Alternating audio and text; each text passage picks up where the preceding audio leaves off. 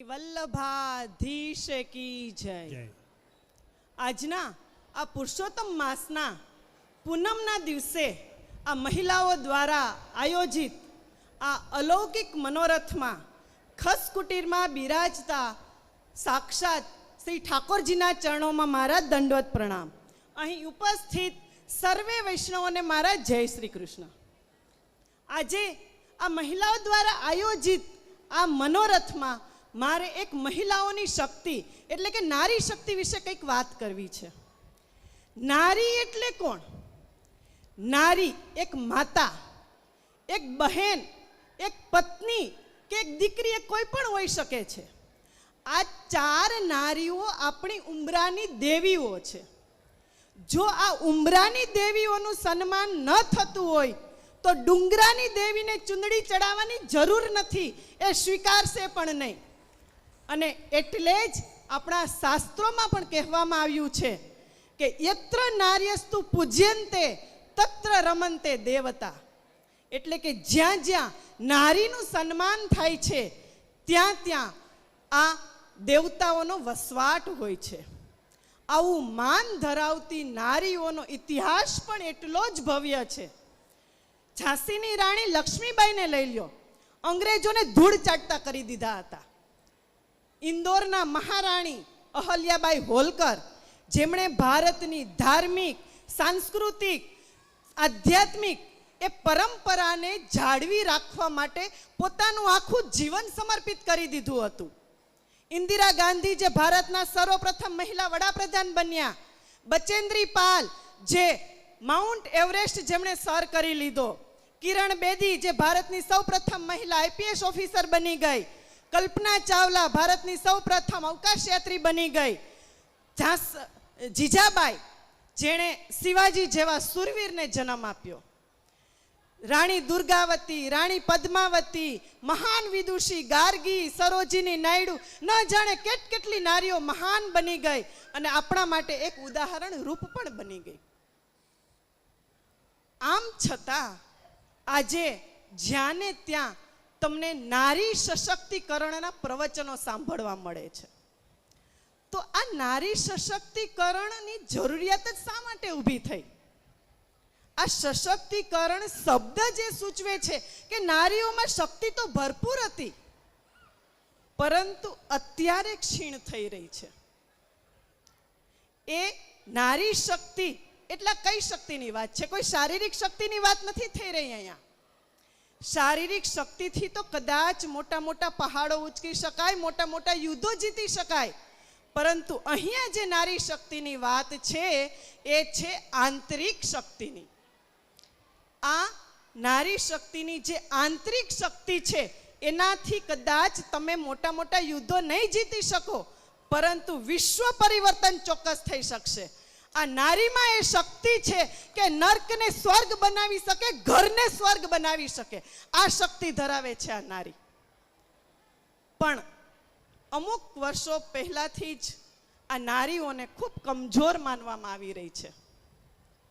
એવું કહેવાય છે કે તું અબળા છે, તું નબળી છે, તારાથી આ ના થઈ શકે, તારાથી તે ના થઈ શકે, તું ત્યાં ના જઈ શકે, તું બચી બચીને રહેજે, વગેરે વગેરે બાબતો એના વિશે બોલાય છે।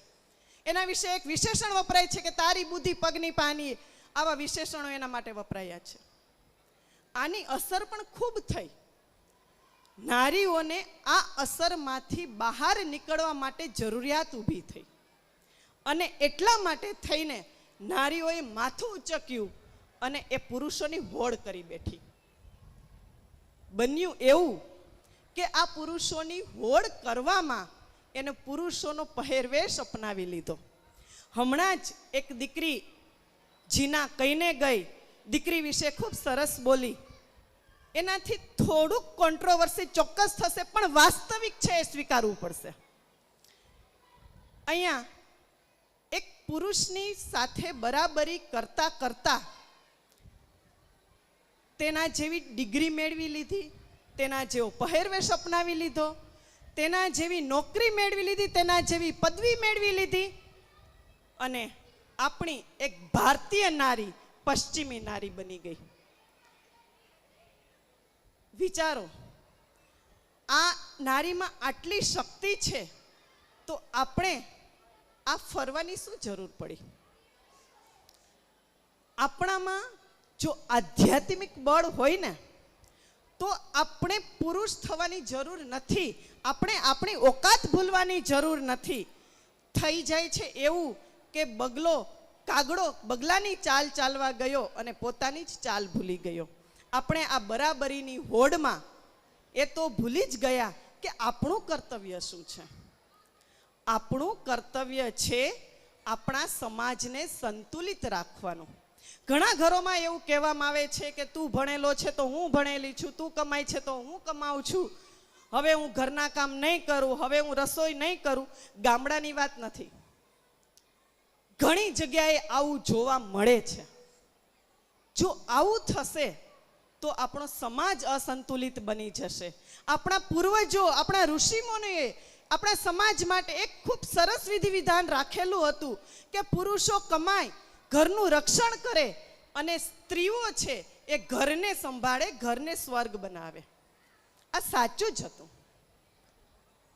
જો આપણે આપણી જવાબદારીઓને ઉલટાવી નાખીશું તો આ સંતુલન બગડી જશે. આ સંતુલનને જાળવી રાખવાનું કામ આપણું છે. આપણું કર્તવ્ય છે કે આપણે આપણા ઘર માટે કર્તવ્યનું પાલન કરતા કરતા પુરુષને મદદરૂપ થવાનું છે. એટલે તો કહેવાય છે કે નારીઓએ નર તાર્યા.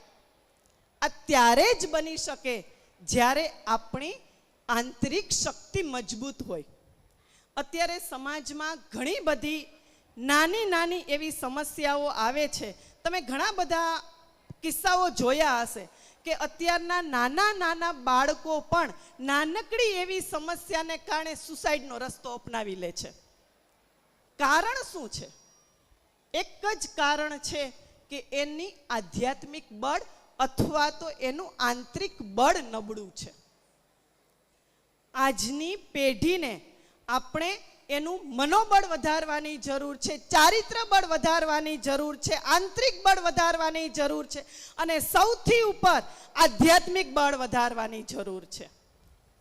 જો આપણામાં આંતરિક બળ હશે તો આ સમાજની એક પણ સમસ્યા એવી નથી કે જે આપણને હેરાન કરી જાય. ધારો કે આ મારા જમણા હાથમાં ફ્રેક્ચર થયું છે અને કોઈ એને સહેજ પણ અમથું દબાવશે તો મને અંદરથી પીડા ખૂબ થશે, કારણ અંદરથી નબળું છે. એવી જ રીતે મારા ડાબા હાથ એકદમ સુરક્ષિત છે, એને સહેજ પણ વધારે દબાવવામાં આવશે, એના ઉપર વાર કરવામાં આવશે તો એને કંઈ અસર નહીં થાય, કારણ કે એ અંદરથી મજબૂત છે. આજની નારી સાથે આવું જ થઈ રહ્યું છે. એની અસુરક્ષા,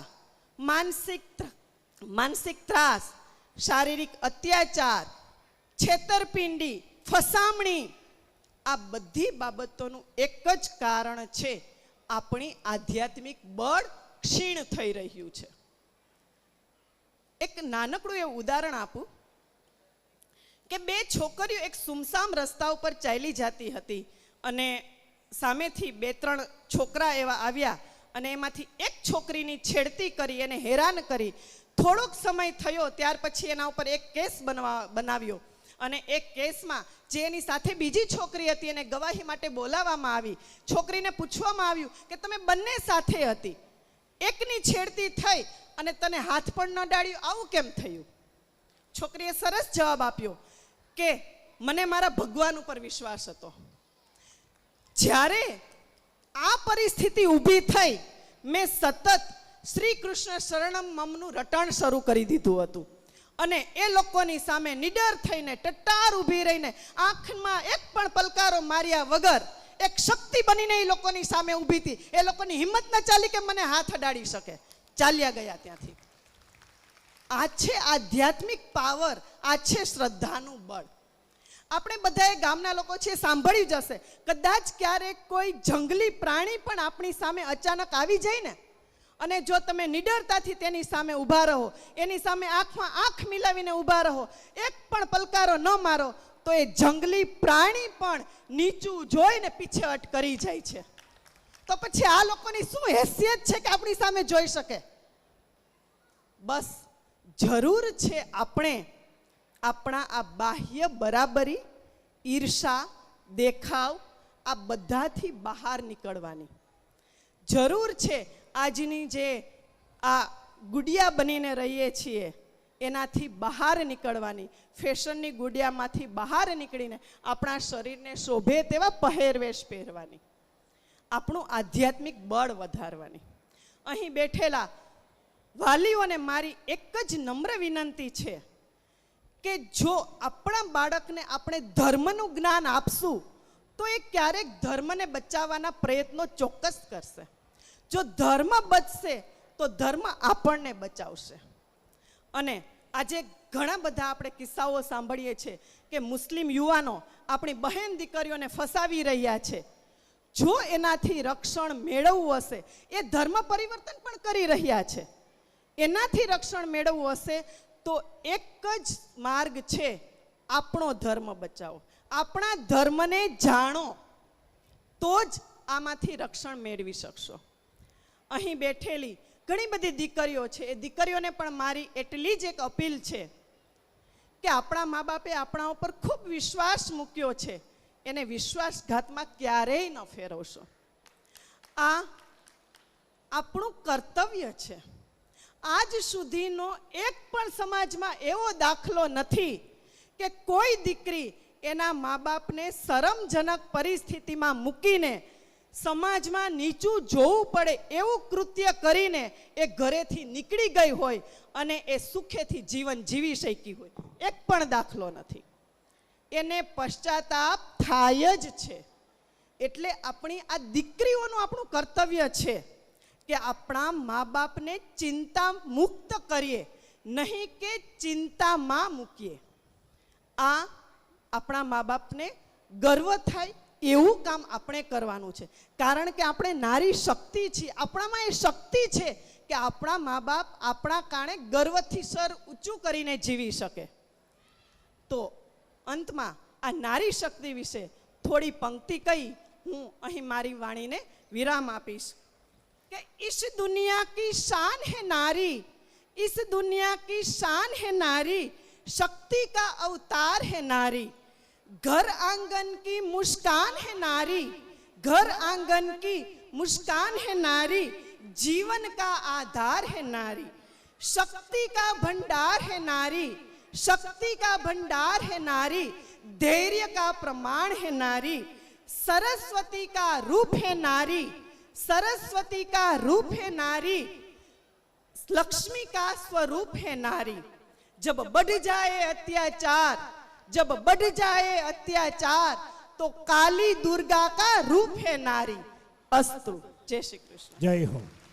खूब सरस शोभनाबेन रामाणीने फरीथी આપણે તાલીઓના ગડગડાટથી વધાવશું.